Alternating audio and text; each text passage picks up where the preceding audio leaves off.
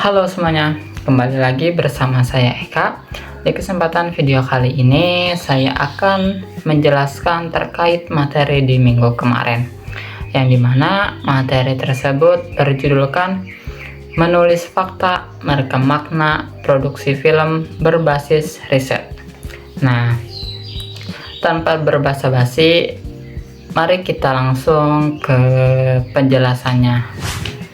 Nah, dari judul tersebut membahas bagaimana sebuah film itu tidak hanya dibuat berdasarkan ide saja, ide kreatif, tapi juga melalui proses penelitian ilmiah yang sistematis agar setiap adegannya memiliki dasar data yang valid dan bermakna.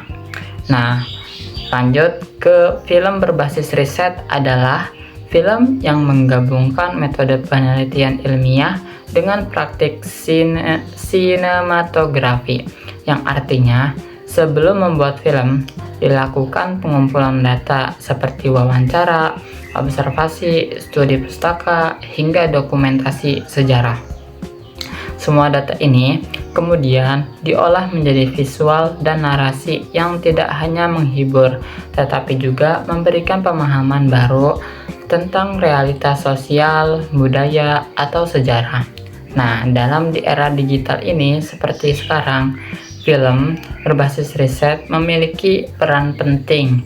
Ia menjadi jembatan antara dunia akademik dan dunia seni. Bukan hanya tontonan saja, tapi juga tuntunan.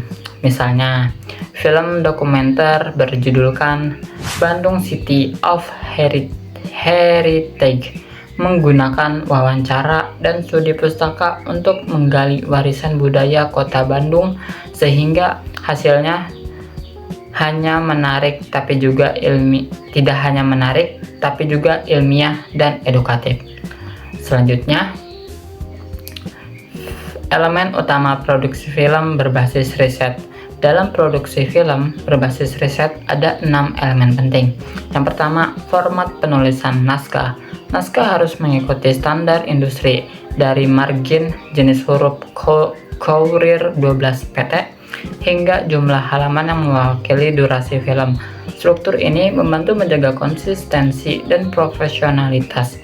Yang kedua, logika bahasa dan konstruktif naratif.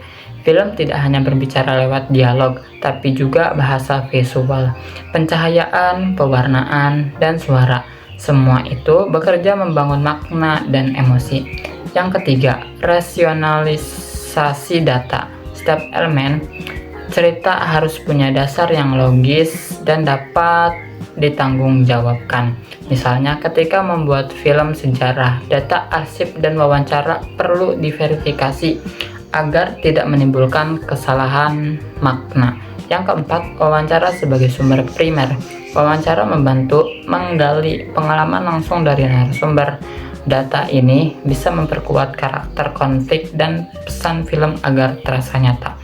Yang kelima, studi pustaka, yang dimana ia menjadi landasan teori dan konsep yang memperkuat arah film, memastikan karya tidak hanya emosional tetapi juga ilmiah.